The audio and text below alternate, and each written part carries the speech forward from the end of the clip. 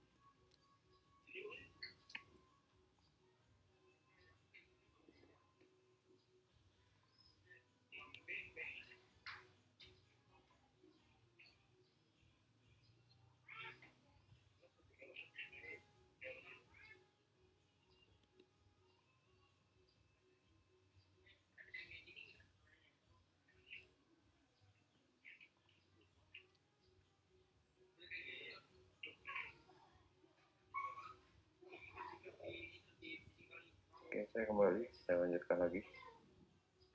Saya salah urutannya, jadi dalam kondisi yang statis tadi sampai di sana. Lalu kita lanjutkan dulu ke mekanisme disolusi, yaitu adalah larutan dari zat padat pada permukaan membentuk lapisan tebal yang tetap atau film di sekitar partikel. Jadi kalau gambarannya seperti ini. Jadi ini adalah obatnya. Ketika suatu cairan mulai masuk ke dalamnya, nanti dia itu akan menjadi bentuk yang kristalnya ada kristal obat ya.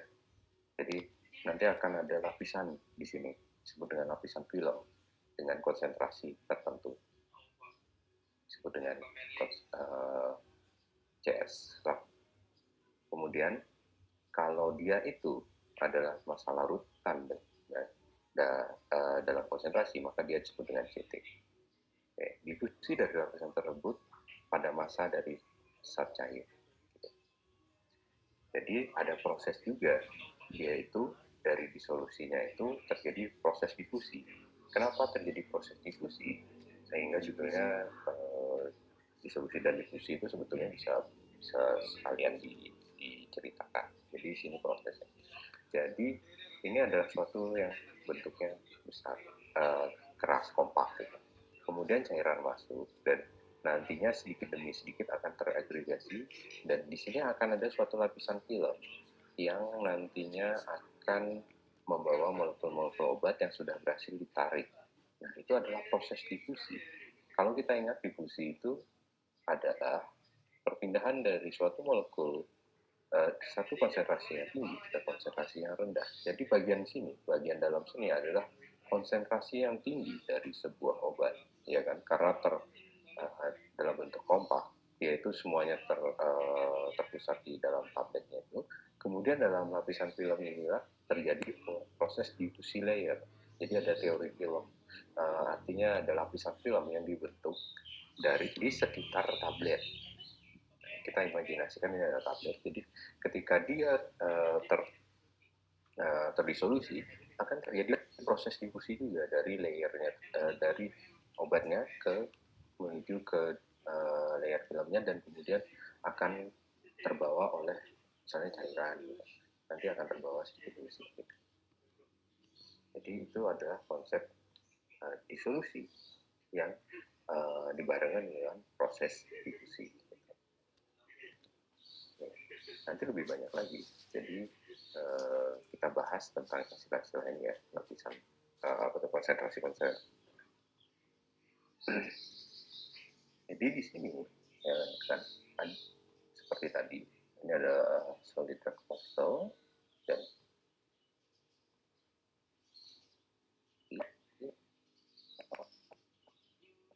ini adalah lapisan filmnya ya.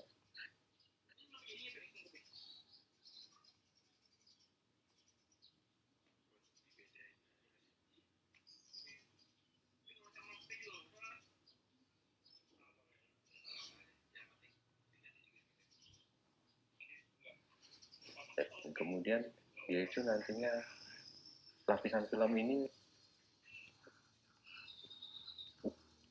ukurannya stagnan.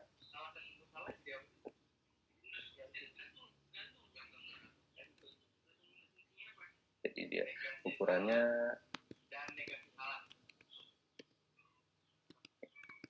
digambarkan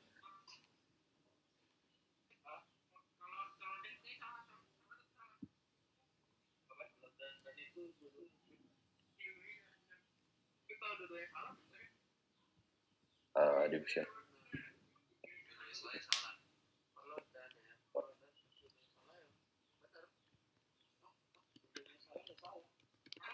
model dari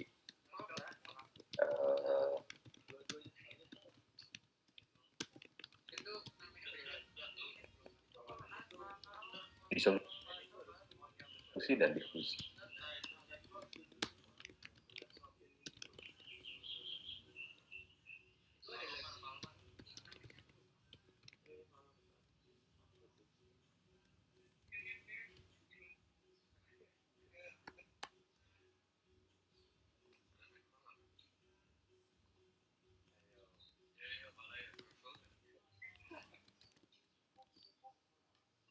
Cairan ini nantinya akan berpindah ke sini. Ini disebut dengan CB. Kalau tadi yang CT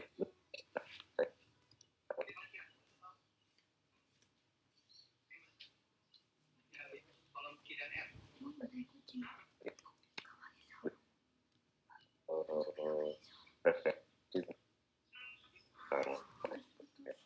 Ini digawa.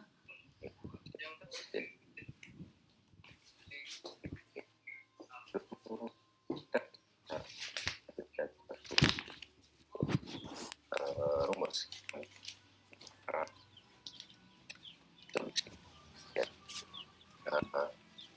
dan kondisi di lapisan film ini. Disolusi rate-nya, artinya konsentrasi per waktu. Ya, kalau berbicara tentang rate, biasanya adalah sesuatu per waktu ya. Kalau di sini dissolution rate itu adalah suatu konsentrasi obat dalam hitungan waktu, itu sama dengan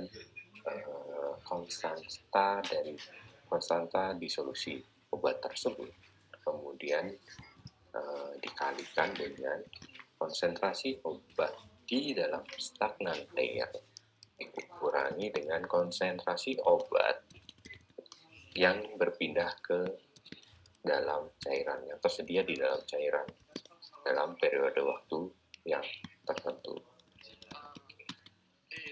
Jadi rate disolusi itu adalah berapa banyak obat yang keluar ke sini ya dalam waktu berapa tertentu, dengan memperhitungkan berapa dia yang tertahan di sini dan berapa dia yang ada di sini partikelnya. Oke, bisa dibayangkan makna dari rumusnya. Setelah seiring perjalanan waktu, mulai banyak yang bisa diperhitungkan. Suatu persamaan dari Naismith ini mengalami modifikasi. Jadi rate disolusi, ya ini mesti sama ya. Ini ada rate disolusi. Itu adalah diffusion coefficient of drug dikalikan surface area dari dissolving solid. Surface area itu ada misalnya tablet ya. Jadi permukaan semuanya ini dihitung berapa surface area-nya. satuannya adalah meter persegi. Milimeter persegi saya lupa. Kemudian ini ada loss area, kemudian ada konstanta water per oil, artinya konstanta air minyak dalam satuan koefisien partisi obat. Ini nantinya akan berpengaruh dalam proses perpindahannya dia, karena kan kelarutannya berbeda. Kadang kan ada obat yang sifatnya lebih larut pada minyak, dia itu akan lebih susah terbawa oleh air. Di sini dia kan misalnya sini air, tapi obatnya tidak larut dalam air, maka dia akan cenderung menolak terdisolusi di sini. Kemudian ini sama ya, konsentrasi gradien dari lapisan layernya ke lapisan solutionnya. Kemudian di sini ada P dikalikan dengan H. P ini adalah volume dissolution medium. Jadi volume cairan di, misalnya kalau di sini adalah dilumennya, berapa cairannya di sini itu diperkirakan. Dan kemudian H ini adalah ketebalan dari stagnannya. Ini lebih banyak memperhitungkan. Jadi yang berbeda dari rumus ini dan rumus ini adalah di mana ada diffusion coefficient drag, kemudian ada surface area yang diperhitungkan, dan ada koefisien partisi dari obat yang diperhitungkan. Apakah obatnya itu lebih mudah terdisolusi ke dalam cairan tubuh? Kalau dia sifatnya tidak bisa atau menolak air, tentu saja akan lebih susah terdisolusi. Ya, ini modifikasinya. Lalu mengalami modifikasi, jadi laju disolusi atau dissolution rate itu adalah kecepatan larutnya obat pada waktu tertentu pada suhu dan komposisi media yang ditetapkan. Jadi laju disolusi atau kecepatan disolusi dapat dirumuskan sebagai berikut. Mengalami modifikasi. Oke, dengan ini adalah penjelasannya. Jadi ada konstanta disolusi masih sama seperti tadi. Ini ada kecepatan disolusi masih sama ya, kecepatan disolusinya. Ya. Oke. Tapi di sini dia ada satu yang diperhitungkan lagi, yaitu adalah volume media yang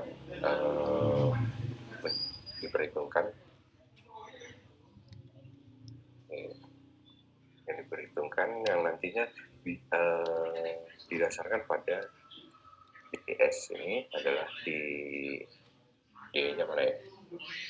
D adalah coefficient distribusi, S itu adalah loss control. Oke. Jadi sebetulnya hampir sama sih. Ini kan tadi yang di sini ya. Ini adalah rumus awalnya yang tadi. Dan ini adalah rumus yang dimodifikasi kalau misalnya kita sudah tahu konstanta disolusinya.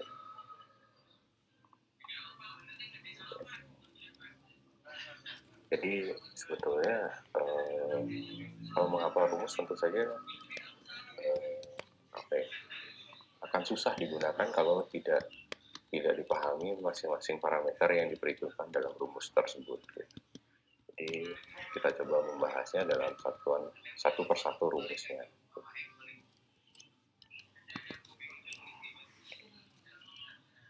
Tadi adalah perhitungan laju disolusinya. Lalu kita ngomongin disolusi itu apa aja yang bagaimana terjadinya, apa saja kondisi lain. Kondisi lainnya adalah kondisi hilang atau sink condition. Jadi molekul saat aktif meninggalkan lapisan difusi menuju media disolusi. Kebayang ya? Molekul saat aktif meninggalkan lapisan difusi.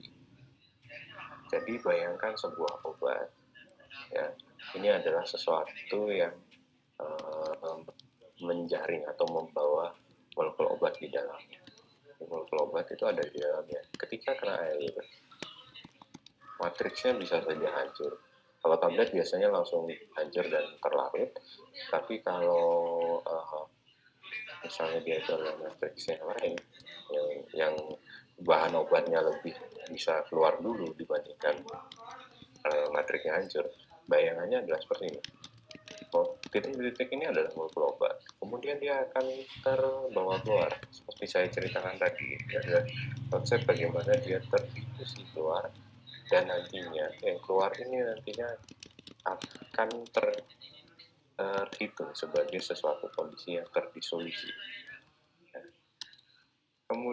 Kemudian, molekul yang berdifusi tersebut diganti oleh molekul lain yang dilepaskan oleh zat padat itu. Jadi yang ini, yang sudah keluar itu, nantinya akan terbawa cairan.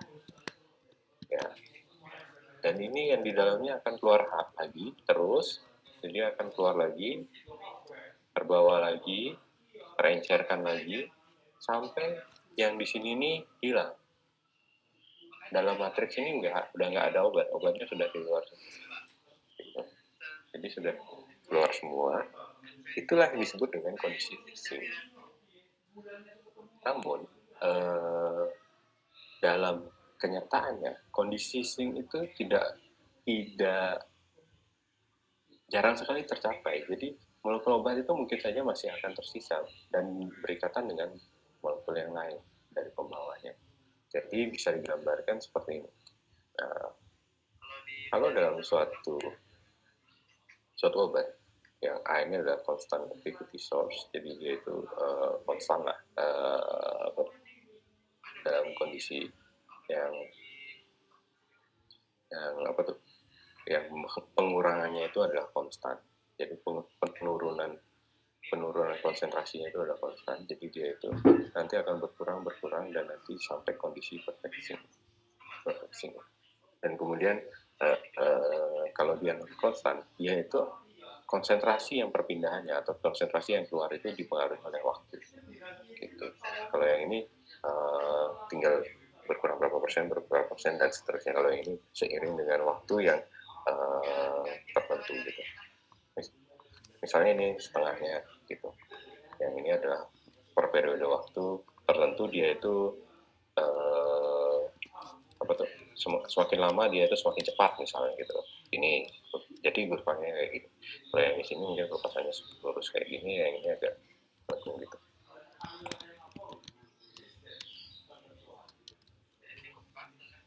Itu.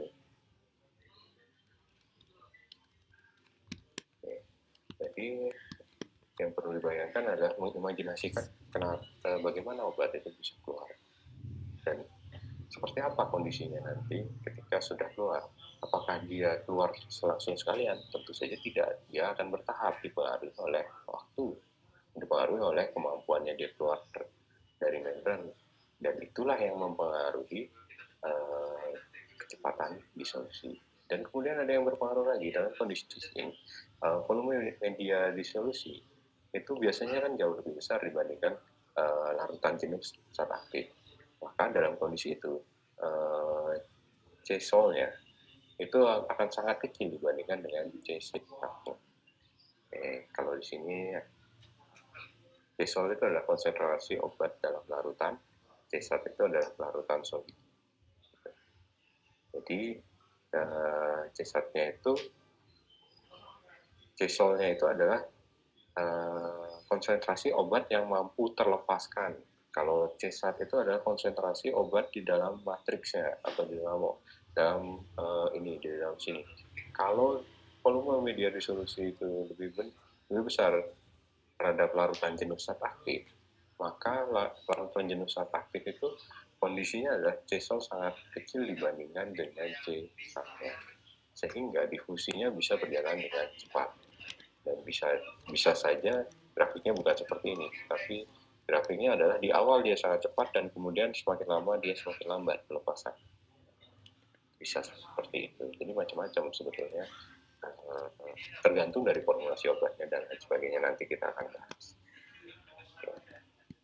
Dalam kondisi demikian disebut dengan sync condition atau kondisi hilang. Artinya media disolusi yang digunakan volumenya dosisnya besar, sehingga pengaruh C-sol terhadap kecepatan disolusi dapat diabaikan. Sehingga kalau sebelumnya kita menemukan rumus ini, sebelumnya adalah dikurangi kan.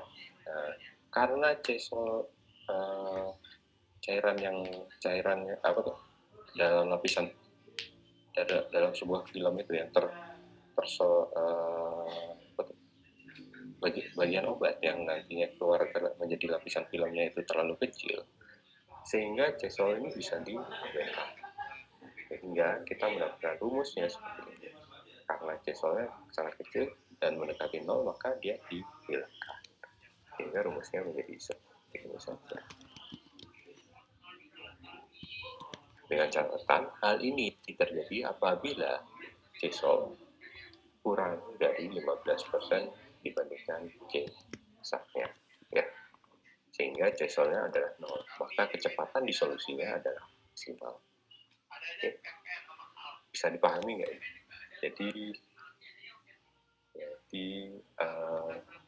kalau kita bayangkan lagi, ini seiring waktu dia itu akan keluar terus gitu kan. Tapi dalam kondisi awal, bagian solidnya ini bagian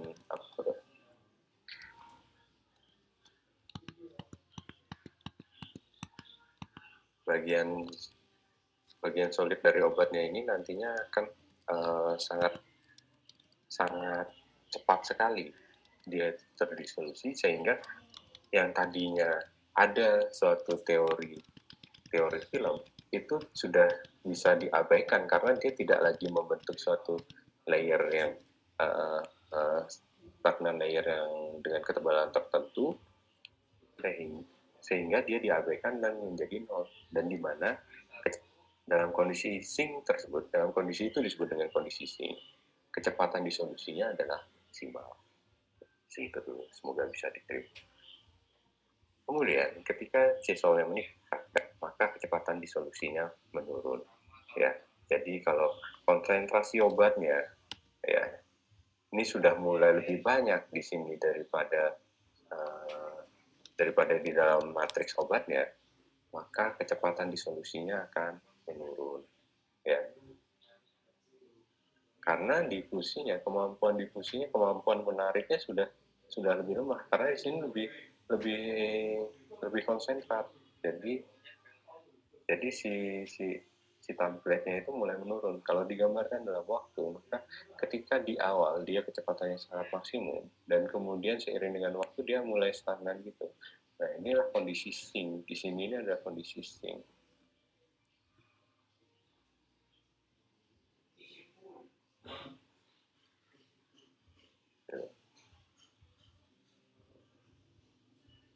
Oke. Pada uji disolusi, sehingga pada C-solnya jauh lebih kecil daripada C-satnya. Jadi kecepatan disolusi itu akan menurun ketika dia itu C-solnya meningkat. Namun kalau C-solnya menurun pada uji disolusi, C-solnya lebih kecil daripada 15%, maka kondisinya seperti rumusnya tadi. Kemudian ada kita gunakan sebuah contoh sini. Ya.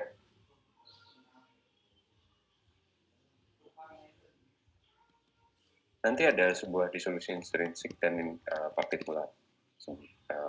Belum di bagian formulasi belum ada. Nanti kita coba bahas. Kita lanjutkan dulu. Satu granul obat. Ini contohnya. Kalau dibahas bakal makan waktu sih. Intinya masukin rumus lah. Jadi masukin rumus, masuknya kemana gitu. Jadi suatu granul seberat 0,55 gram, luas permukaannya, kemudian dilarutkan dalam ini adalah volume cairannya, volume solutionnya, dan kemudian setelah menit pertama ini adalah C-sol kurangi C-sat, atau di sini konsentrasi obat yang berpindah, konsentrasi obat yang terdisolusi. Jadi ini adalah jumlah dari zat larutnya.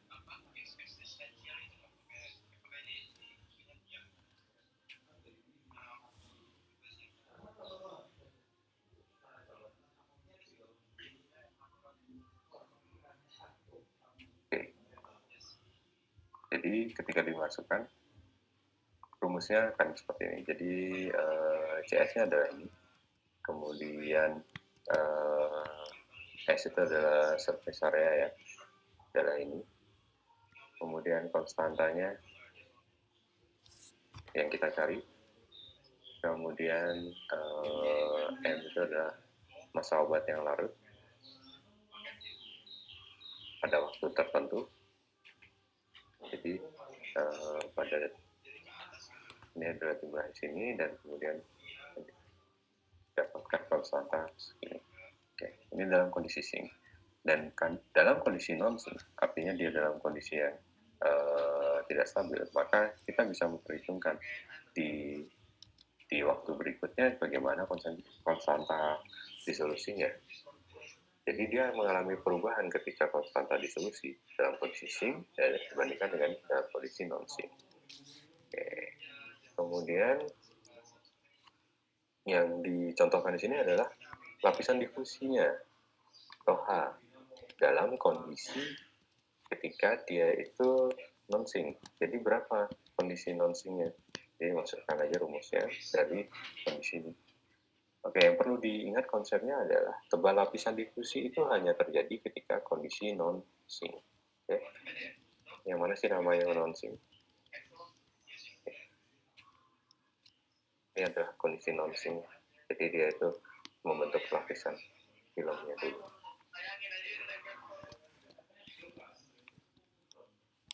Nah, ini masih banyak soalnya. Jadi kita lanjutkan. Faktor yang mempengaruhi disolusi sel aktif dari sediaan tablet. Faktor yang berkaitan dengan sifat fisik kimia zat aktif itu bisa ukuran luas permukaan dari zat aktifnya apa tuh? Dari obatnya, kemudian ada kelarutan jenis dari zat aktif, kemudian konsentrasi zat aktif terlarut dalam larutan buah, misalnya waktu kecil, cesol, kecepatan disolusinya meningkat, kemudian coefisien difusinya, dan pengaruh modifikasi dari zat aktif. Ini ada penjelasannya di sini, bisa dibaca. Jadi ukuran dan luas permukaan partikel berpengaruhnya di mana? Di luas permukaan. Kalau ukuran partikel halus, maka luas permukaannya besar sehingga kecepatan disolusi semakin tinggi. Pengecilan ukuran partikel, misalnya dengan penghalusan, penggilingan, mikronisasi, pembuatan nano, itu nantinya akan mempercepat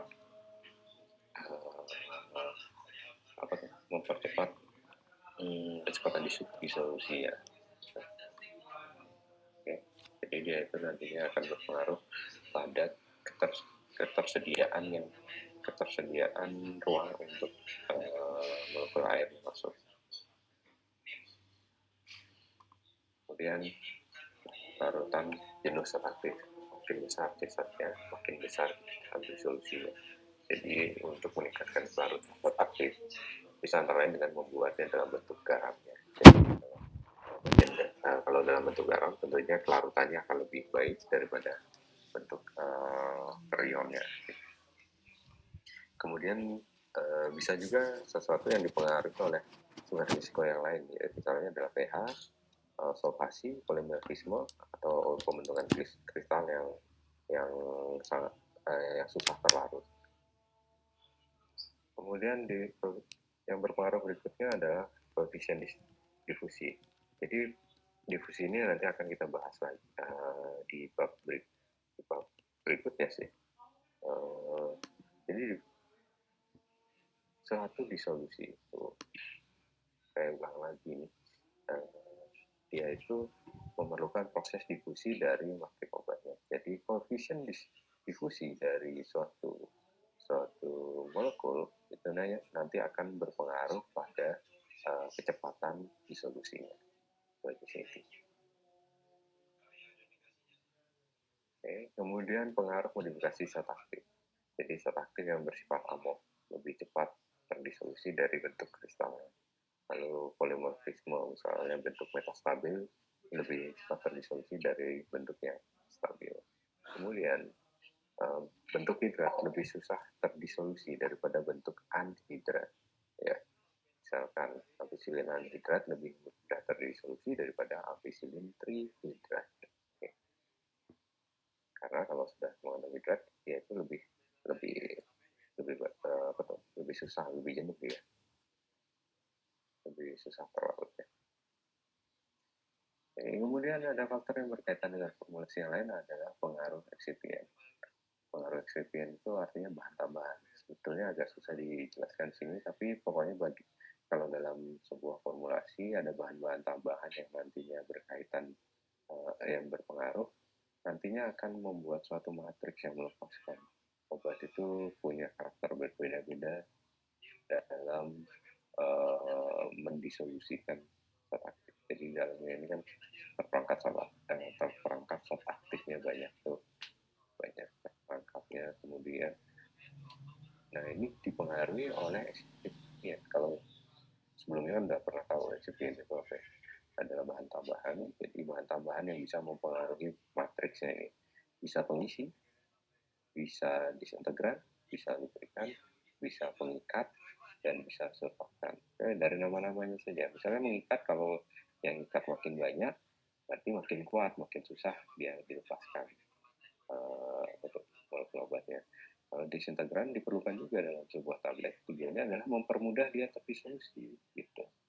Jadi proses itu jadi keseimbangan sih sebetulnya. Pengisi ini untuk apa? Pengisi ini adalah yang nantinya mampu membuat retakan-retakan atau membuat dia itu terpecah menjadi yang kecil-kecil. Dan nantinya akan menyebabkan disolusinya biasanya lebih cepat. Jadi kalau pengisi itu dipilih yang sifat kelarutannya lebih baik dalam hal ini. Ada juga pengisi yang membuat tablet menjadi keras sehingga menurunkan waktu hancur dan kecepatan disolusi. Kemudian yang berkaitan dengan manufaktur, ini cara pembuatan mungkin lebih banyak dibahas di formulasi nanti. Nanti ada metode granulasi, ya, bisa dibaca sih. Metode granulasi ada yang granulasi basah, granulasi kering. Kemudian bagaimana pencetakannya, apakah dicetak, apakah diberi tekanan, kemudian kekerasan pengempaannya, tekanan kompresi lah intinya, itu juga berpengaruh. Sebagai contoh sini, gaya kompresi yang terlalu besar meningkatkan suhu selama kompresi. Dengan meningkatnya suhu dapat mencairkan tumpukan lemak. Karena pencairan ini, maka lemak akan menyalur partikel zat aktif sehingga zat aktif susah dibasahi, sehingga kecepatan disolusi makin gitu. Kemudian penyimpanan juga bisa menjadi masalah dari solusi. Dan kemudian baru kita masuk ke dalam pengujian disolusi. Jadi pengujian disolusi itu adalah salah satu syarat mutlak dari sebuah sediaan. Sehingga konsep praktis ini bisa diaplikasikan. Jadi disolusi itu ada metode analisis secara fisik-kimia guna mengukur kecepatan atau besar konsentrasi zat aktif dari sediaan yang terlepas dan terlarut pada kondisi yang telah Jadi kegunaan disolusi itu adalah misalnya mengecek sediaan yang kita buat itu, pemantauan, kemudian apakah produk yang kita hasilkan, misalnya tablet yang kita hasilkan dari batch itu seragam mutunya, kemudian menjamin ketersediaan hayati, karena pengaruh pelepasan obat adalah nantinya melewati membran yang nantinya akan menjamin bioavailability. Oke.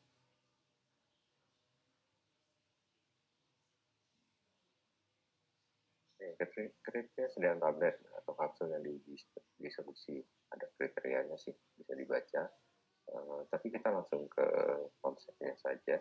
Uji disolusi itu ada uji disolusi intrinsik dan uji disolusi nyata yang tadi disebutkan. Jadi uji disolusi intrinsik adalah penetapan zat terdisolusi dalam suatu sistem yang luas penampangnya konstan. Jadi intrinsik itu adalah kondisinya konstan, biasanya untuk zat aktif. Dan uji disolusi nyata itu adalah uji disolusi zat aktif dalam sediaan. Yaitu misalnya tablet.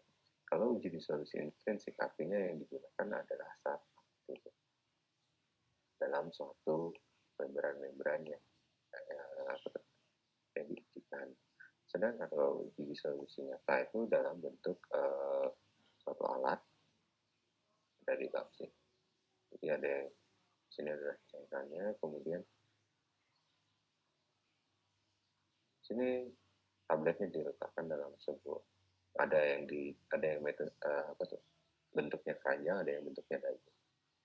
Contohnya kalau uji disolusi intrinsik ini adalah zat aktifnya ditempatkan di sini dan kemudian di rotor dan kemudian dilihat berapa kemampuan melepaskan pelepasannya. Kemudian kalau uji disolusi nyata, yaitu ada tabletnya yang ditaruh dalam panjang dan ada tablet yang ditaruh di sebuah dayung, taruh di bawah aja gitu.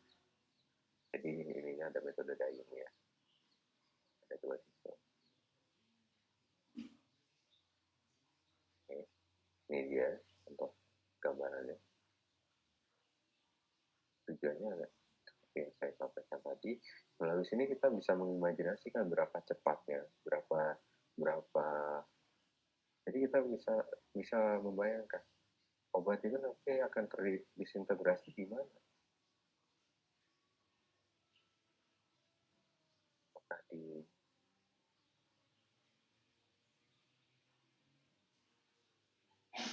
Apakah di lambung sudah bisa terdisolusi?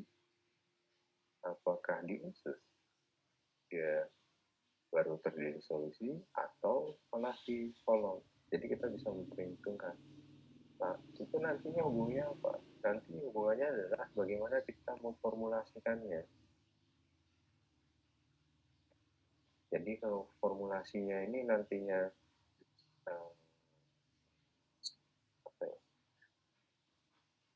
kalau nantinya kurang tepat, nanti maka pelepasan zat aktif itu akan berada di tempat yang tidak sesuai dengan tempat absorpsinya. Jadi kalau bagian formulasi tentunya akan memainkan formulanya sehingga nantinya kecepatan disolusinya akan bisa diprediksi dan dilepaskan pada suatu targetnya, misalnya di usus gitu. Misalnya di sini ya kita bisa memperhitungkannya dengan alat-alat ini. Sebetulnya masih ada bentuk-bentuk lain dari pengujian, cuma yang ada di farmakopea dan PSP itu adalah metode keranjang dan metode dayung yang biasanya standar ya. Ini adalah contoh-contohnya. Jadi kecepatan pengadukan itu mempengaruhi persen terlarutnya. Jadi kalau 100 rpm dia akan sangat tinggi, bentuknya ada seperti ini, langsung naik. Nah, ini yang saya ceritakan tadi. Di sini adalah waktu. Ini adalah konsentrasi dalam persen terlarut, disolusi lah.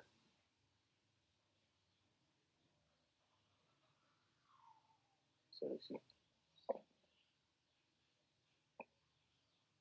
Jadi dia itu akan tinggi cepat gitu. Ini dalam kondisi ini, dan yang dia itu sudah mulai melengkung ini adalah dalam kondisi non-sync. Ini adalah kota maksimumnya dan kemudian nantinya akan berkurang. Nah ini kondisinya dia itu tidak pada posisi maksimal. Jadi kecepatan pengadukan berpengaruh pada pelepasan obatnya. Kemudian ada juga yang berbagai media, misal menggunakan berbagai media yang sifatnya berbeda-beda sehingga suatu zat aktif ini adalah dalam asetat, jadi dilarutkan dalam berbagai jenis media. Ada yang medianya adalah HCl, ada yang medianya adalah SLS, sedang larut sulfat, itu berbeda-beda. Dan kemudian tipe dayungnya, ada tipe dayung dan ada tipe keranjang, itu juga berpengaruh pada pelepasannya. Jadi ini adalah suatu informasi standar dalam mengukur suatu pelepasan obat dari persediaan solid.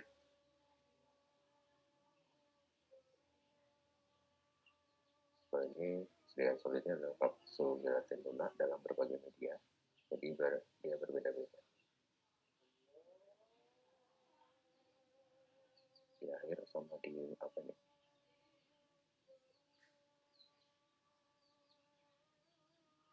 Di air dia itu mana yang air ini ya? Kurang jelas sih. Nah, ini airnya. Jadi intinya adalah media pendisolusi itu juga berpengaruh pada profil disolusinya. Udah 1 jam ya. Sisa 40 menit semoga bisa selesai. Kita lanjut. Ini tadi adalah disolusi. Solusi itu adalah bagaimana suatu lagi, bagaimana dia suatu sediaan itu bisa terbasahi dan kemudian zat aktifnya keluar. Nah, ini adalah disolusi. Kemudian kita ngomongin difusi ya. Bisa difusi dari dalam sini atau bisa difusi dalam membran. Jadi intinya dia adalah perpindahan zat molekul dari konsentrasi yang lebih tinggi ke konsentrasi lebih rendah karena ada suatu barrier. Kita lanjutkan ke difusi.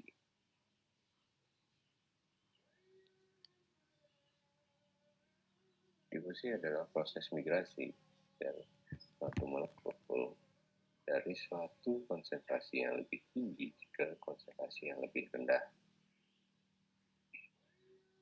melalui suatu pergerakan yang random. Dia juga bisa terjadi pada pada kondisi perpindahan satu sisi membran ke sisi lainnya. Dan kemudian difusi ini sangat bergantung pada waktu dan perpindahannya ini juga bisa dipengaruhi oleh energi kinetik dan kecepatan, kemudian muatan dan ukuran dari molekulnya itu sendiri. Kalau digambarkan prosesnya adalah dia itu adalah proses perpindahan molekul secara individual. Artinya dia bergerak sendiri karena ada pengaruh konsentrasi. Individualnya itu maksudnya individunya si molekulnya sendiri. Dia otomatis saja dia bergerak dari konsentrasi tinggi ke konsentrasi rendah.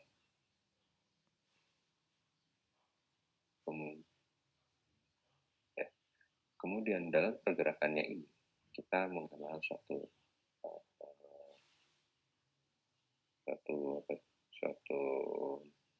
notasi dari rumusannya adalah jumlah konsentrasi per jumlah yang perpindahannya. X-nya itu adalah jarak biasanya. Bisa juga per waktu kalau dia itu adalah kinetikanya atau kecepatan. Oke, ini adalah gambaran difusi di mana satu molekul warna yaitu dipindahkan dari sama-sama di air ketika ada membran semipermeable. Kalau si airnya itu mengandung molekul warna, maka konsentrasinya akan tinggi ya. Kemudian dia itu nantinya akan perpindahan ke dalam tahap air yang belum isi warna, sehingga nanti akan tercapai suatu equilibrium. Artinya jumlahnya ini sisi sini sama dengan sisi ini. Ini adalah difusi dari satu solid. Dan kemudian ketika suatu zat warnanya itu di dua zat warna berbeda itu dipisahkan oleh membran ini, nantinya dia akan saling berpindah sampai terjadinya konsentrasi equilibrium. Jadi ini sebetulnya gambarannya sama saja. Pokoknya dia akan terjadi perpindahan molekul sampai terjadi suatu konsentrasi yang sama yang disebut dengan equilibrium. Ini adalah konsep dari difusinya. kita akan ketemu dua hal pertama dari difusi sendiri, yaitu adalah koefisien difusi dan koefisien permeabilitas. Seberapa permeabel ini dan seberapa mudah dia pindah. Koefisien difusi adalah seberapa mudah dia pindah. Kalau koefisien permeabilitas adalah seberapa mudah dia ditembus dan menyediakan kesempatan untuk berpindah. Ya. Oke.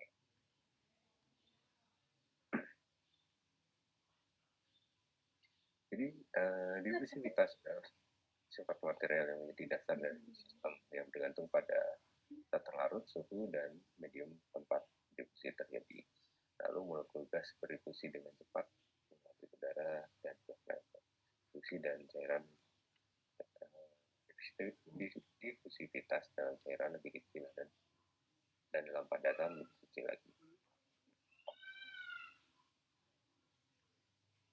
Dan molekul gas lewat dengan lambat dan sulit melalui lempengan logam dan barier solar kristal. Yang perlu kita ingat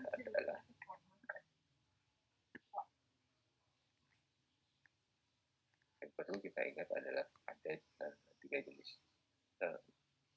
jenis molekul. Jadi misalnya dia itu adalah gas itu akan susah melewati suatu barier yang sangat tebal, ya kan? Cairan apalagi. Jadi difusivitas itu adalah suatu kondisi di mana dia itu mudah tidak berdifusi berdasarkan bentuknya.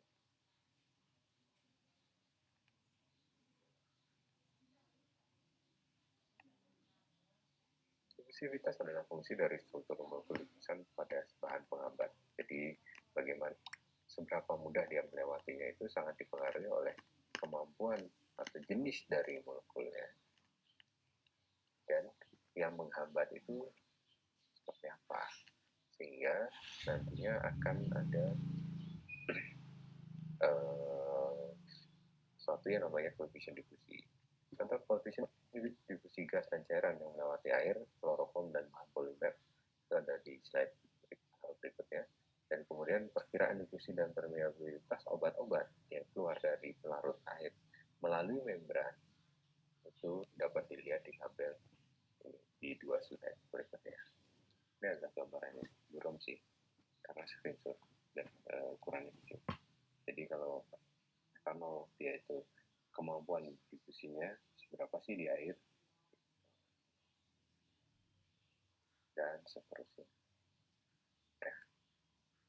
Kalau ini adalah obat yang melewati permeabilitas suatu membran. Jadi koefisien permeabilitas membrannya akan sangat dipengaruhi oleh jenis-jenis obatnya dan jalur-jalurnya. Jalurnya. Ini tempat percobaannya misalnya kemudian ada bagi jalur dan seterusnya. Oke, ada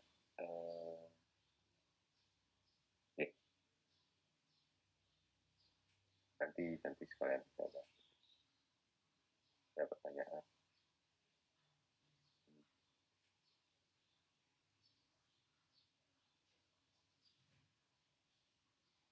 Oke, nanti saya bahas pertanyaan. Jadi ini adalah dalam kondisi tertentu, jadi dia itu permeabilitasnya sangat dipengaruhi oleh jenis dari membrannya dan jenis dari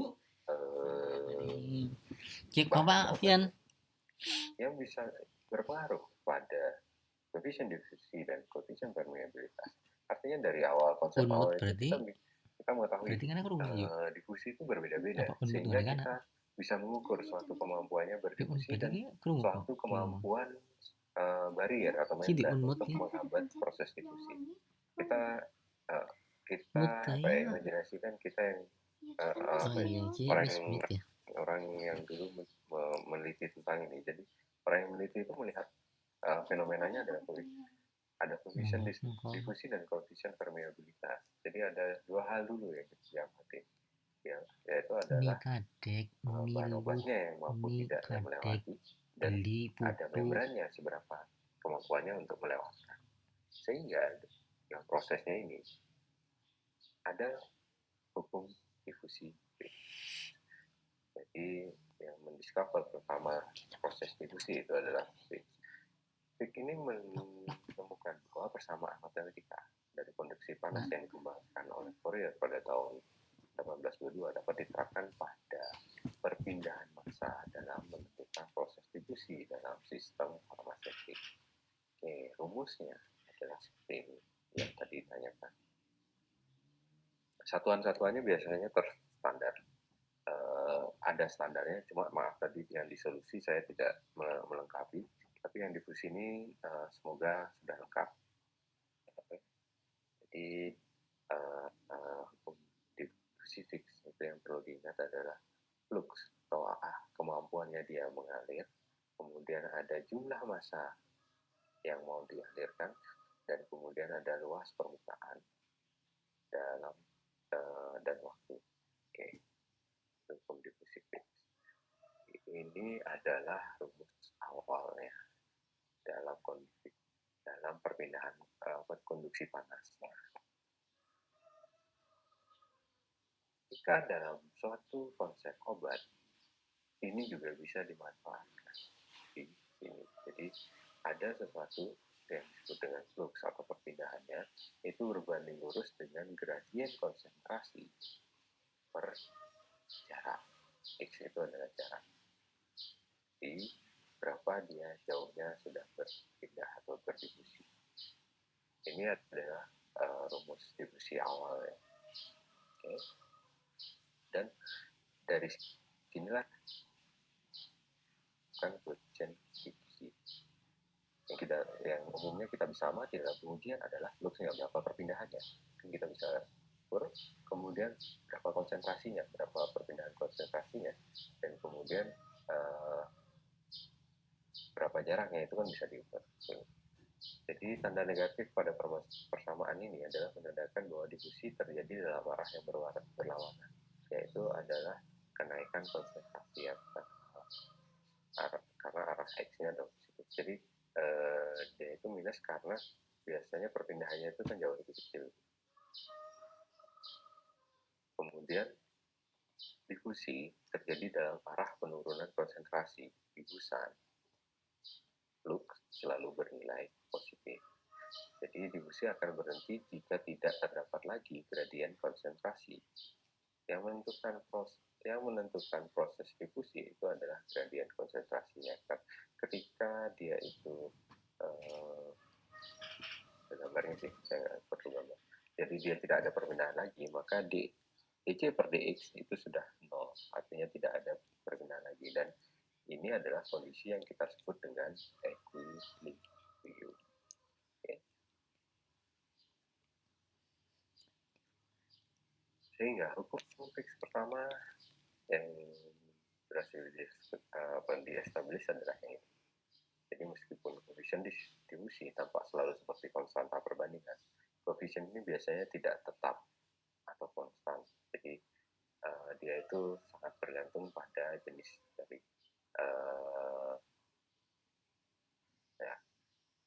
tergantung dari jenis konsentrasi, kemudian suhu, tekanan, sifat larut, dan sifat kimia difusan. Jadi koefisien difusi ini kan dipengaruhi oleh ini. Jadi dia bisa berubah-ubah, tidak seperti konstanta lainnya yang selalu aktif.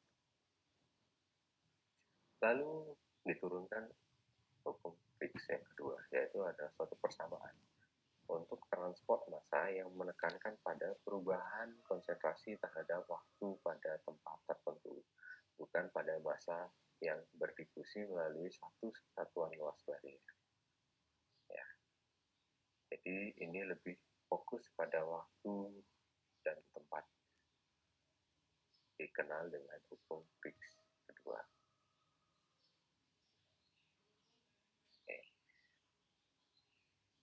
Hukum Fick kedua itu adalah dibayangkan dalam bentuk seperti ini.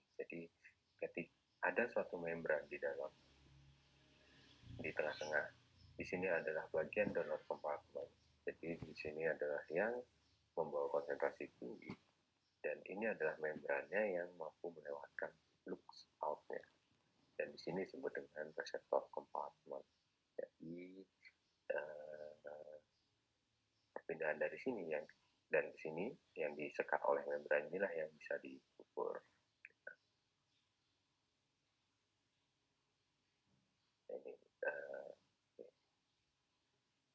Jadi konsentrasi atau C dalam elemen volume tertentu hanya berubah sebagai aliran bersih molekul yang berdifusi ke dalam atau keluar dari suatu daerah. Jadi perbedaan konsentrasi diakibatkan oleh perbedaan masukan input atau keluaran dan keluaran. Jadi di sini konsentrasinya akan berbeda dengan di sini. Seiring waktu dia itu di donor, dan di sini ada reseptor. Jadi dia itu kan konsentrasinya akan turun gitu. Seiring dengan waktu nanti dia akan semakin tidak jauh beda konsentrasinya dan nantinya sama.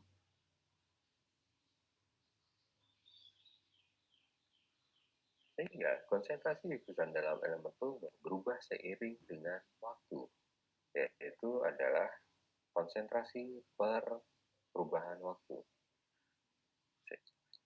Perubahan konsentrasi seiring waktu yang saya gambarkan tadi. Jadi ketika di awal dia itu ada perbedaan konsentrasi yang tinggi, seiring waktu, ini adalah waktu yang meningkat ya. Ini adalah membrannya. Kemudian meningkat waktunya, dia semakin melandai, dan nantinya karena semakin lama maka dia akan dalam suatu kondisi yang konsentrasinya sama seiring dengan meningkatnya waktu. Oke. Jadi dalam kondisi tersebut kita mengamatinya dalam bentuk dalam rumus Kovacs yang kedua, kita melihatnya dalam suatu bentuk yang lebih dinamis. Sehingga di sini sementara flux atau jumlah zat yang berdifusi berubah seiring dengan jarak dan arah. Kita langsung lanjutkan. Sehingga dengan menurunkan persamaan hukum yang pertama, karena hukum kedua ini ceritanya lebih dinamis, ada perubahan per waktu. Ini adalah delta ya. Biasanya kita buat delta gini ya. Oke lah. Pokoknya dia itu kalau ada lambang-lambang seperti ini artinya perubahan. Gitu. Perubahan konsentrasi per perubahan waktu sama dengan konstanta difusi dalam sebuah apa nih? Itu saya kehilangan.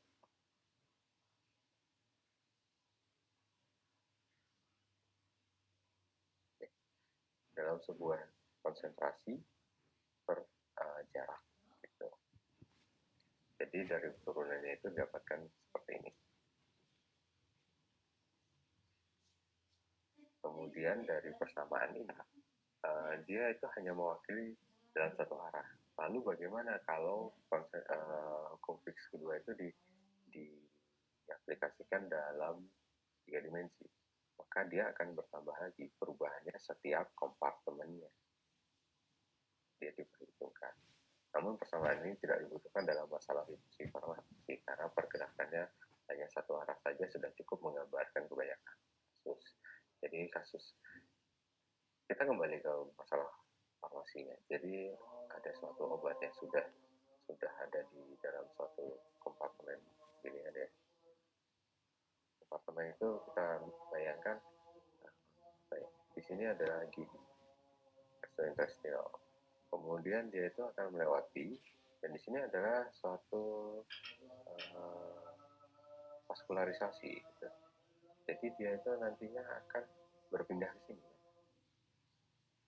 Jadi ini sudah bisa digambarkan lewat satu arah saja. Perubahan konsentrasi difusan atau hukum Fick kedua dalam satu arah saja sudah cukup menggambarkan kasus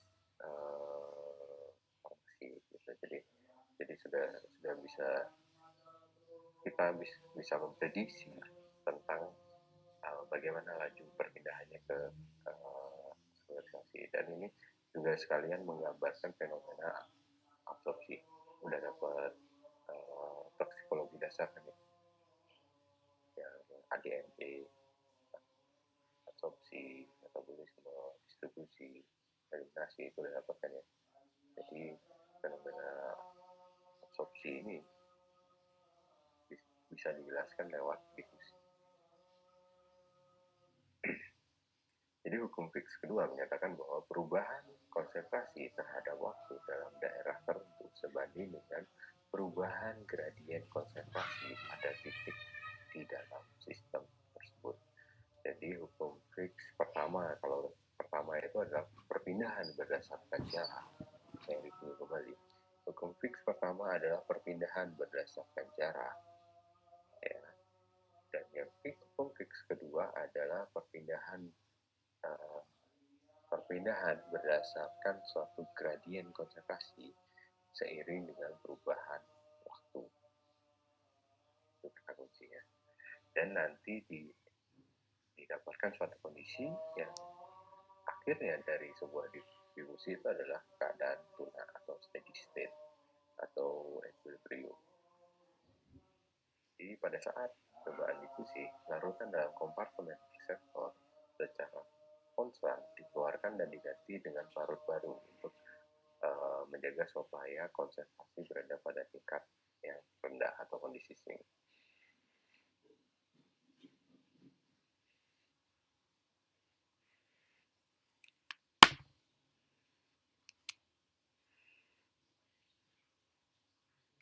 Jadi kompartemen sebelah kiri merupakan sumber kompartemen dari yang sebelah kanan yang merupakan penampung.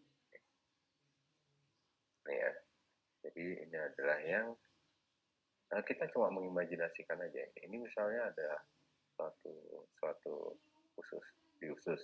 Ini ada donor kompartemen dan membran itu adalah sel-sel biologis kita. Kemudian reseptor kompartemennya adalah yang menerima mau dibawa kemana. Yang diterima adalah jaringan dan kemudian nantinya akan sampai ke vaskularisasi. Ini adalah reseptor kompartemen. Gitu. Dan nantinya akan ada kondisi itu.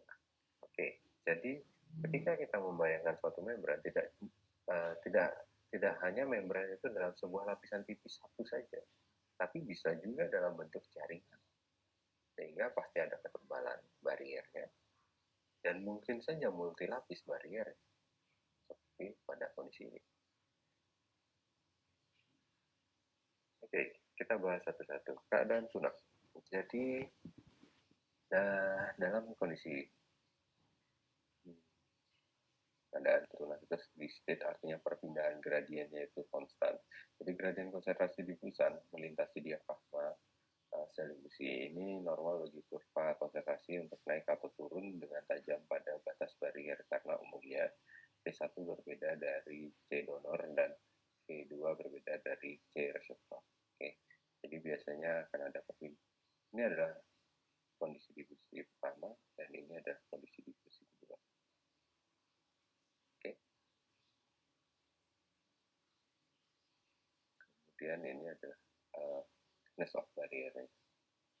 Sebagai contoh, konsentrasi 1 akan sama dengan CD jika kalau K-nya kurangi C1 dan CD bernilai 1.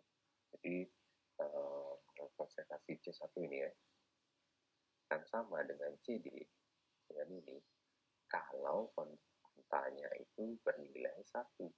Artinya tidak ada perubahan difusi. Artinya membrannya itu sangat permeable gitu. Jadi dia tidak ada perbedaan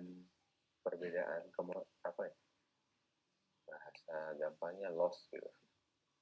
Jadi yang di sini sama langsung gitu. Tapi ketika ada perbedaan kerapatan, ada barier yang memisahkan, umumnya akan lebih tinggi dulu di C1 ya. Dan di C2 ya karena kerapatan medianya ini juga bisa berpengaruh sehingga dia itu nantinya ketika pindah ke suatu reseptor kompartemen yang lebih encer, maka dia akan langsung akan lebih rendah lagi anunya, akan memerlukan penurunan konsentrasi juga dari si bariernya ini. Pada gambar di atas menggambarkan suatu difusi tunak melalui suatu selaput tipis dengan ketebalan A. Dalam hal ini, koefisien difusi dianggap konstan karena larutan pada kedua sisi selaput encer dan konsentrasi pada kedua sisi selaput baik di CD dan CR dijaga konstan dan kedua sisi diaduk dengan baik. Difusi terjadi dari arah konsentrasi lebih tinggi ke konsentrasi yang lebih rendah. Setelah waktunya cukup, keadaan tunak akan dicapai dan konsentrasi menjadi konstan pada seluruh titik dalam selaput. Jadi keadaan tunak itu dinyatakan dengan kondisi titik-titiknya ini. Ini tinggi, konsentrasinya segini, ini konsentrasinya segini, ini konsentrasi C2-nya situ, dan konsentrasi C-reseptornya di sana. Itu semuanya stagnan, tidak ada perubahan, naik turun lagi. Gitu. Ketika di awal biasanya akan perlu suatu penyesuaian, jadi di sini akan tinggi dan kemudian yang di sini akan masih sangat rendah gitu. Ketika dia sudah sampai di sini di bagian sini equilibrium dan di sini sudah equilibrium, maka dia itu akan tercapai keadaan tunak. Jadi dalam keadaan tunak dia akan titiknya akan sama. Oke, bisa dipahami. Jadi ini adalah keadaan yang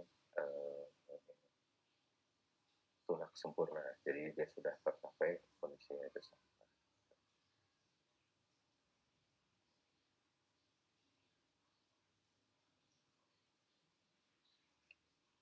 Bagaimana menghitung koefisien difusinya? Jadi koefisien difusinya itu adalah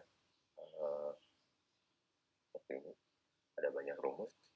Jujur saya juga bingung. Tapi tergantung dari datanya yang kita punya. Jadi misal dalam contoh kasus, tentunya akan lebih gampang kalau kita melihat kasusnya langsung. Jadi misalnya suatu steroid yang baru saja disintesis dibiarkan lewat melalui suatu membran seloksan. Membran seloksan adalah membran yang biasa digunakan untuk menguji permeabilitasnya. Mempunyai peluas penampang melintang atau S sebesar. Kalau dalam real di lapangan, maka kita tidak akan diberikan notasi S ini apa. Yang biasanya kita ketahui adalah luas penampang melintang, informasi dari suatu membran. Ketebalannya atau H sebesar. Kemudian dalam suatu sel difusi, suhunya adalah STP, standar temperature and pressure, yaitu 25 dengan 1 atm. Jadi dia persamaan ini sih harus dalam kondisi yang STP karena bisa dipengaruhi. Kemudian dari sana perpotongan horizontal plot I kemudian MS terhadap T waktu pindah diperoleh adalah 47,5 menit. Konsentrasi awal itu adalah 0,03 milimol per cm kubik dan jumlah steroid yang melewati membran dalam 4 jam adalah. Jadi ini adalah data-datanya. Sedangkan kita tugasnya adalah memasukkannya ke dalam lokasi perhitungannya ini. Kita belajar dari kasusnya dulu. Maka yang disuruh hitung adalah parameter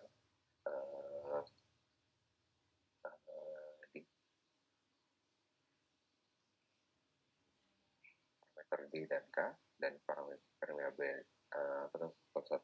permeabilitasnya, lalu koefisien difusi dan koefisien substitusi. Oke, kita coba belajar. Jadi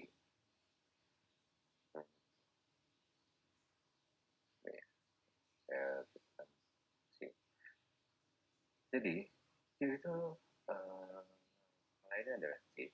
Q itu adalah kalau di sini perpotongan horizontal Q terhadap waktu diperoleh ada 47,5 menit di bentar.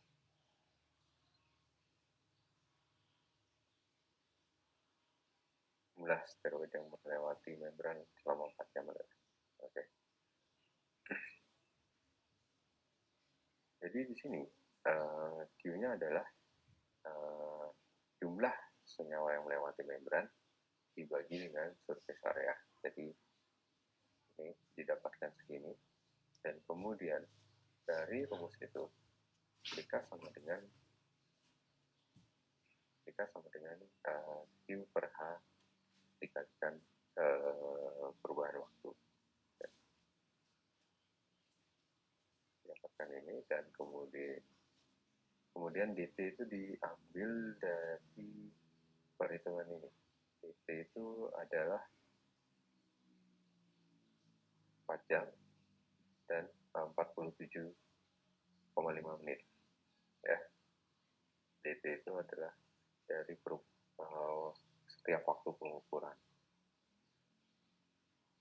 Jadi nanti didapatkan dk-nya berapa, p-nya berapa. Kemudian hitung koefisien difusinya. Koefisien difusinya atau D dapat diukur dengan rumus ini, yaitu adalah sebaran dibagi dengan 6 kali waktu tunda. Jadi D adalah segini, koefisien difusinya, dan ini adalah koefisien partisinya. Oke, dari mana sih datangnya? Kita balik lagi ke sini. Oke, kita ngomongin sesuatu yang rumit sih sebetulnya kalau menurut saya.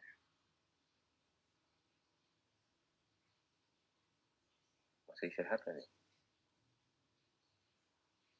Di 10 menit waktu. Ya, semoga bisa. Jadi semoga bisa membantu. Jadi kita punya kumpulan rumus di sini. Saya kumpulkan jadi satu. Ada flux difusi, ada koefisien partisi, dan ada koefisien permeabilitas. Flux difusi itu adalah kemampuannya dia melewati. Oke. Koefisien partisi adalah angka yang menentukan yang menunjukkan kemampuannya dia sini. Oke, saya ulang lagi ya. Flux difusi adalah jumlah aliran yang ini sini per waktu. Kemudian koefisien partisi adalah kemampuannya dia untuk terpartisi dari suatu yang mengelompok. Misalnya di sini ada ini, dan dia itu nantinya akan terpartisi, terpisahkan. Kemudian koefisien permeabilitas itu adalah kemampuannya dia untuk melewatkan suatu zat, itu bisa diukur dengan rumus ini. Dan koefisien difusi yang belum saya sebut tadi, koefisien difusi adalah ukuran kemampuannya dia melewati berpindah. Oke, saya ulang lagi. Koefisien difusi adalah kemampuannya berpindah, kemudian flux difusi adalah laju atau kecepatannya per waktu dari waktu yang berpindah. Koefisien partisi itu adalah bagaimana dia terpisahkan dari suatu bentuk ke bentuk yang lainnya. Jadi dia itu akan terpartisi. Jadi kalau di sini di koefisien partisi itu digambarkan adalah fenomena yang mempengaruhi bagian C1 dengan donor. Jadi ini adalah koefisien partisinya ada di sini. Kemudian koefisien permeabilitas adalah caranya dia, kemampuannya dia melewati membran. Jadi penjelasannya di sini. Koefisien difusi itu adalah koefisien difusi adalah ini. Jadi sama dengan baliknya ruang. Sini. Ya, seperti itu. Kemudian fluxnya bisa diukur dari perpindahan berdasarkan jaraknya atau waktunya. Kemudian koefisien partisi itu adalah perbedaan konsentrasi dari sini ke sini Dan kemudian koefisien permeabilitas itu adalah berdasarkan ketebalan. Yang paling berpengaruh itu adalah ketebalan. DSK, D itu adalah koefisien difusinya, S-nya itu adalah luas permukaannya, K itu adalah koefisien partisinya. Jadi semuanya itu dikalikan dengan membagi ketebalan.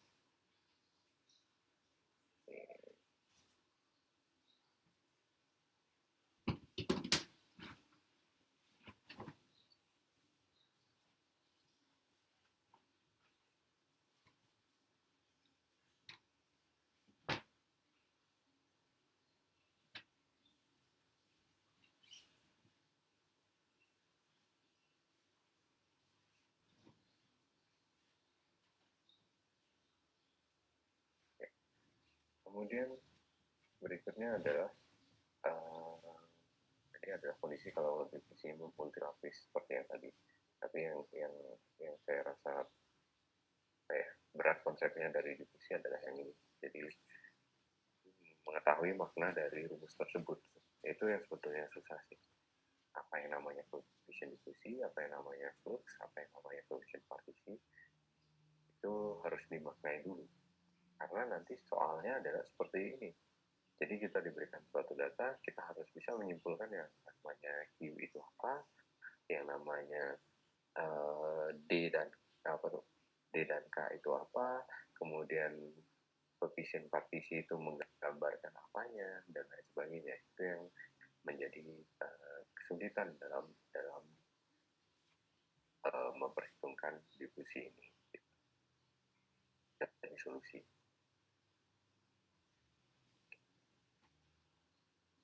Lanjutkan lagi sedikit, kita masih punya waktu 5 menit. Kita lanjutkan. Dan jadi dari difusi itu, dari difusi obat, kita bisa menggambarkan fenomena absorpsi, ya kan? Apa bedanya absorpsi sama adsorpsi?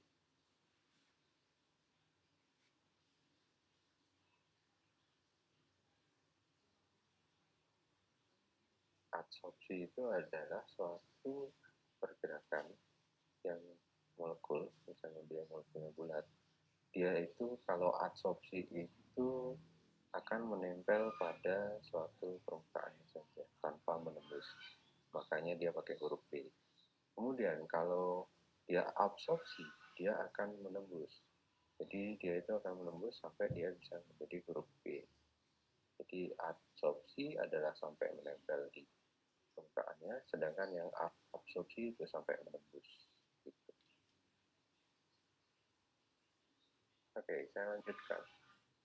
Setelah kita mengetahui fenomena difusi dan disolusi, maka akan ada suatu kemudian evaluasi sedia informasi dengan sel difusi sederhana. Jadi ada pembagian donor kompartemen dan receptor kompartemen. Jadi di sini dimasukkan bahan aktifnya, lalu dilihat perawatannya terhadap membran. Ini nantinya. Terima kasih jawaban. Jadi kita bisa mengukur kemampuannya dia itu melewati sebuah barier. Dari sel difusi sederhana ini nantinya dapat diukur berapa sih konsentrasinya, dan caranya mengukur konsentrasi ya biasanya dengan instrumen-instrumen yang lain ya, seperti dijelaskan di kuliah analisis ya atau analisis farmasi. Jadi perpindahannya ini akan menunjukkan gambaran seberapa sukses obatnya itu bisa diserap oleh tubuh gitu. Jadi itu bisa dilakukan dengan sel difusi sederhana. Untuk membantu proses perpindahannya dari donor kompartemen, biasanya akan ada 2 alat pengaduk di sini. Ya, dan kemudian ini ada tempat masukin sampel, dan ini ada tempat ngambil sampelnya. Itu sel difusi sederhana, dan ada sel difusi permeasi dengan lapisan kulit. Jadi bisa di custom. Kalau yang tadi kan dengan membran yang sudah biasa digunakan, yang ini ada Ya hampir sama sih, membran difusi sederhana. Jadi dia itu bisa barriernya itu bisa di custom, yaitu bisa gas, air atau gel. Jadi banyak yang bisa lebih fleksibel jadinya untuk bisa ujian evaluasi difusinya. Itu saja yang saya mau sharing. Maafkan kalau masih banyak yang kurang jelas. Jadi buat saya ini adalah ilmu yang susah mengertinya, susah menjelaskannya juga. Mungkin ada yang mau dikatakan.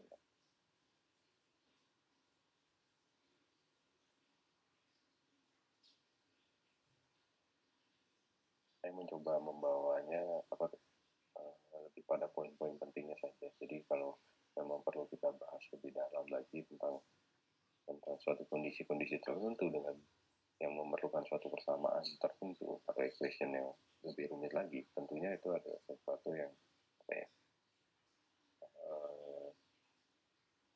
memerlukan pendalaman konsep. Jadi saya rasa sebetulnya konsepnya adalah mengetahui tentang apa sih itu difusi, apa sih itu disolusi, apa pengaruhnya dalam sediaan farmasian, bagaimana cara mengukurnya, dan apa faktor-faktor yang bisa berpengaruh. Jadi saya lebih suka melihatnya persamaan-persamaan ini memiliki makna bahwa ada hal yang berpengaruh yang diperhitungkan dalam mengukur hal tersebut. Jadi saya ambil hikmahnya seperti itu. Misalnya flux itu adalah perpindahan suatu massa berdasarkan waktu. Jadi yang bisa berpengaruh sana adalah jumlah massanya, luas permukaan perpindahan, yang membatasi, dan dalam satuan waktu. Jadi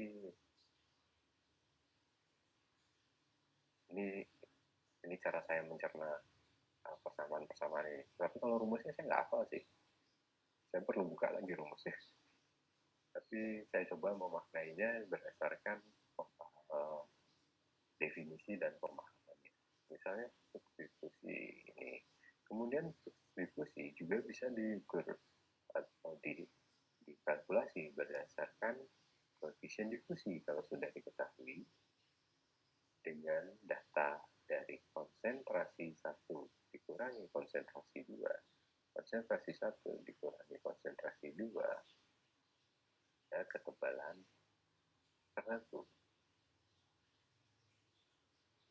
Di flux itu diukur dengan hitungan. Begitu juga dengan koefisien permeabilitas. Dia itu sebetulnya bisa dihitung dengan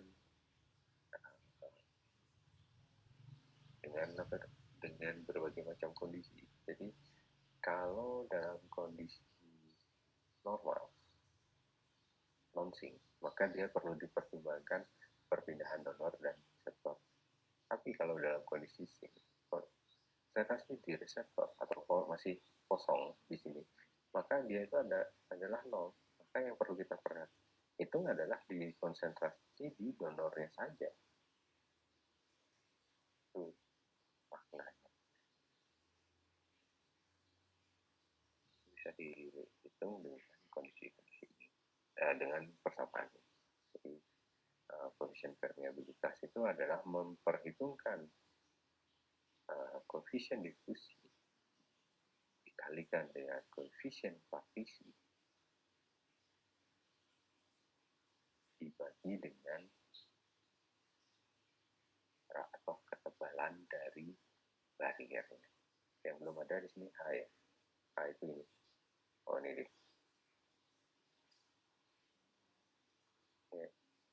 Ini adalah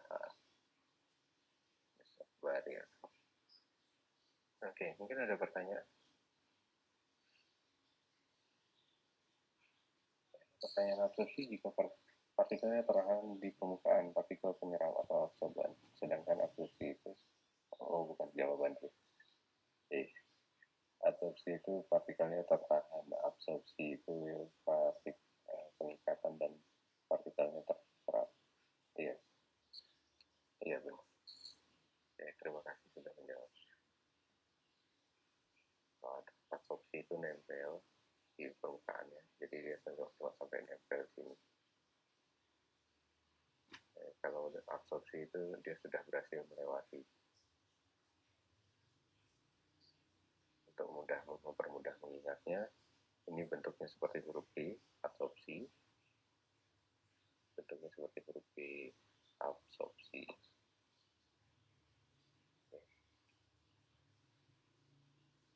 Ada pertanyaan apakah sebelum kita pulang?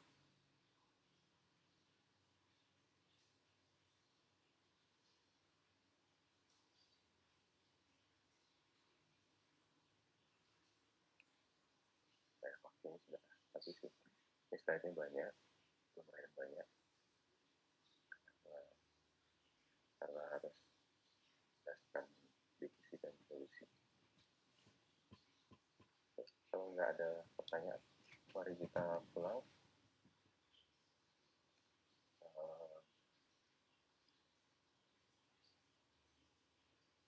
Saya cukupkan dulu. Terima kasih.